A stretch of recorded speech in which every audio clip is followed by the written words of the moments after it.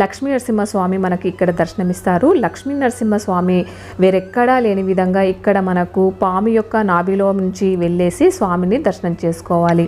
ఇక్కడ లక్ష్మీ నరసింహస్వామిని దర్శనం చేసుకుంటే సంతానం లేని దంపతులకు కూడా సంతాన ప్రాప్తి కలుగుతుంది. అంత మహిమగల టెంపుల్ అండి. ఇది ఎక్కడుందనేది తెలుసుకుందాం పదండి. హాయ్ ఎవ్రీవన్, అందరిలా ఉన్నారండి. నేనైతే చాలా బాగున్నాను. ఈరోజు మరొక మంచి వీడియోతో మీ ముందుకు వచ్చేసాను. ఫస్ట్ మనము ఈ టెంపుల్కి ఎలా వెళ్ళాలి, ఎంత దూరం ఉందనేది తెలుసుకుందామండి. కరీంనగర్ నుంచి మనకు 22 కిలోమీటర్ల దూరం అనేది ఉంటుంది. నాంపల్లి నుంచి 2 కిలోమీటర్ల దూరం అనేది ఉంటుంది. హైదరాబాద్ నుంచి వచ్చేసి మనకు 3 గంటల 10 నిమిషాల జర్నీ అనేది ఉంటుందండి. సంతానం లేని వారికి సంతానం ఇచ్చి మహిమగల క్షేత్రం అని కూడా చెప్తారండి ఈ నాంపల్లి గుట్ట. ఇది చోళుల కాలంలో అంటే క్రీస్తు శకం 11వ శతాబ్దం నుంచి ఈ ఆలయం అనేది ఉంది. తెలంగాణ రాష్ట్రంలోని కరీంనగర్కి చాలా దగ్గరగా ఉన్న నాంపల్లి గుట్ట లక్ష్మీ నరసింహస్వామి దేవాలయానికి వచ్చేసామండి. మనకు ఇది నాంపల్లిలో గుట్ట మీద అంటే కొండ మీద ఉంటుందన్నమాట. ఇలా మనకు పాము అనేది ఉంటుందండి. ఈ పాము లోపలనే మనకు లక్ష్మీ నరసింహస్వామి అనేది దర్శనమిస్తారు. ఇదంతా టెంపుల్ వాతావరణము. మనము టెంపుల్ లోపలికి వెళ్ళడానికి 5 రూపాయల టికెట్ అనేది ఉంటుందండి. ఆ టికెట్ తీసేసుకొని ఇలా మెట్లు ఎక్కేసి వెళ్ళాలన్నమాట. ఈ పాము లోపలనే మనకు లక్ష్మీ నరసింహస్వామి దర్శనం అనేది ఇస్తారు. అంటే పాము నాభి అనేది ఉంటుందండి. ఆ నాభి లోపలనే మనకు లక్ష్మీ నరసింహస్వామి అనేది దర్శనం ఇచ్చేది. మనం ఇప్పుడు పాము లోపలికి వచ్చేసామండి. ఇది లోపల వాతావరణం అనమాట. ఇలా విగ్రహ రూపంలో చాలా రాక్షస విగ్రహాలు ఉంటాయి. అంటే మనకు భక్త ప్రహ్లాదుడు అంటే తెలియని వాళ్ళు ఎవరు ఉండడు కదండి. హిరణ్యకశిపుని కథకు సంబంధించిన విగ్రహాలన్నీ మనకు ఇలా లోపల అనేది కనిపిస్తాయండి. స్వరంగం చివరికి వెళ్తే హిరణ్యకశిపుని అంటే రాక్షసుని సంహరించినట్టు లక్ష్మీ నరసింహస్వామి విగ్రహం మనకు కనపడుతుందన్నమాట.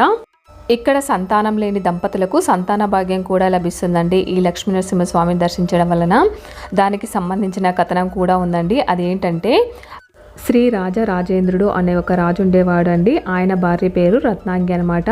ఈ దంపతులకు సంతానం అనేది కలగలేదు. రత్నాంగి వేములవాడ నుంచి తిరిగి వస్తుండగా దారి మధ్యలో కొంతమంది మునులు అనేది కనపడతారనమాట. ఆ మునులు ఈ రత్నాంగిని చూసి తన మనసులో ఉన్న బాధననేది చెబుతారు.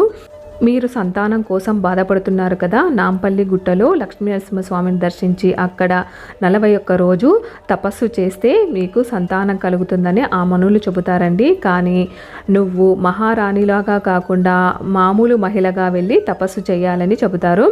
వాళ్ళు చెప్పిన విధంగానే ఆ రత్నంగి 41 రోజులు తపస్సు అనేది చేస్తుందండి. ఆ రత్నంగికి మగపిల్లోడు సంతానం అనేది కలుగుతుంది.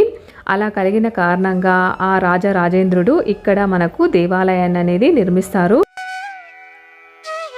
కాలక్రమేణా ఆ దేవాలయం మనకు శిథిలమైపోయిందనమాట.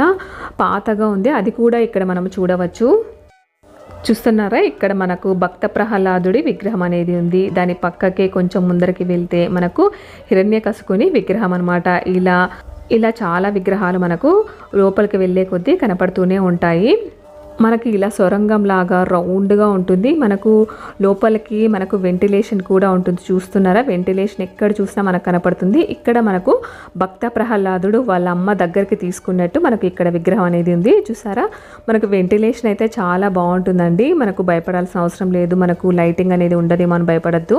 మనకు కిటికీలో నుంచి చూస్తే చూడండి, పడగ లోపల మనం ఉన్నాము. పడగ బయట ఇలా ఉందన్నమాట. మనకు బయట నుంచి చూస్తే ఇలా కనపడుతుంది. ఇది బయట నుంచి మనకి ఇలా కనపడుతుందన్నమాట. మళ్ళీ లోపల కిటికీ లోపల నుంచి మళ్ళీ లోపలికి అనేది చూపిస్తా చూడండి. ఇంకా ఇలా లోపలికి వెళ్ళిపోవాలన్నమాట. మనకి ఇక్కడ భక్త ప్రహ్లాదుడు స్టోరీ కూడా నేను ఇప్పుడు యాడ్ చేస్తున్నానండి. భక్త ప్రహ్లాదుడు అంటే తెలియని వాళ్ళు ఎవ్వరు ఉండరు కదండి. భక్త ప్రహ్లాదుడు వాళ్ళ తండ్రి హిరణ్యకశిపుడు బ్రహ్మదేవుడి నుంచి ఒక వరం అనేది కోరుతాడు. అంటే నాకు చావే ఉండకూడదు. ఎక్కడ అంటే భూమి మీద కానీ, ఆకాశంలో కానీ, బయట కానీ, లోపల కానీ ఎక్కడ చావు లేకుండా బ్రహ్మదేవుడి నుంచి వరం అనేది కోరుతాడు. హిరణ్యకశిపుడి కొడుకే భక్త ప్రహ్లాదుడు ఎప్పుడూ శ్రీ మహావిష్ణువును ఎక్కువగా ఆరాధిస్తూ పూజించుకుంటూ ఉండేవాడు. నా శత్రువైనటువంటి శ్రీమన్నారాయణ జపము ఆపుతావా లేదా అనే చాలా ఇబ్బందులు అనేది గురి చేస్తాడు భక్త ప్రహ్లాదునికి. అయినా కూడా ఆ భక్త ప్రహ్లాదుడు నారాయణ జపం అనేది ఆపడండి. ఇన్ని ఇబ్బందులు పెట్టినా కూడా నారాయణ జపము నువ్వు ఆపట్లేదు కదా, శ్రీమన్నారాయణుడు ఎక్కడున్నాడు నాకు చూపించు, ఇక్కడున్నాడా అక్కడున్నాడా అని అడుగుతాడు. అప్పుడు భక్త ప్రహ్లాదుడు అక్కడ ఇక్కడ ఎక్కడ కాదు, ఇక్కడ చూసినా కూడా ఉంటాడని భక్త ప్రహ్లాదుడు హిరణ్యకశిపునికి సమాధానం చెప్తాడండి. అప్పుడు ఈ స్తంభంలో ఉన్నాడా అనేసి స్తంభం అనేది పగలగొడతాడు. అలా స్తంభం నుంచి లక్ష్మీ నరసింహస్వామి ఉగ్ర రూపం మనకు దర్శనం అనేది ఇస్తాడండి. అలా అవతారం అనేది ఎత్తాడు లక్ష్మీ నరసింహస్వామి. అలా అవతరించిన లక్ష్మీ నరసింహస్వామి హిరణ్యకశిపుని ఆయుధాలతో కాకుండా తన చేతి వేళ్లతోనే, అంటే చేతి వేళ్ళ గోళ్ళతోనే హిరణ్యకశిపుని వధిస్తాడనమాట. అదండి హిరణ్యకశిపుని భక్త ప్రహ్లాదుని స్టోరీ. ఆ స్టోరీకి సంబంధించిన పిక్స్ అన్నీ కూడా మనకు ఈ పాము సొరంగంలో మనకు దర్శనం అనేది ఇస్తాయండి విగ్రహ రూపంలో. ఇంకా ఇక్కడ మనకు లక్ష్మీ నరసింహస్వామి కనపడుతున్నాడు కదండి హిరణ్యకశిపుని చంపినట్టు. ఇదేనండి లాస్ట్. ఇక్కడే స్వామివారిని దర్శించి కొబ్బరికాయలు కొట్టుకొని దర్శనం అనేది చేసుకొని వెళ్తారనమాట. మనం కూడా వెళ్ళి దర్శిద్దాం పదండి. మనకు టెంపుల్ టైమింగ్స్ వచ్చేసి మనకు 7:30 నుంచి ఈవినింగ్ 5 వరకు ఉంటుందండి టెంపుల్ టైమింగ్స్.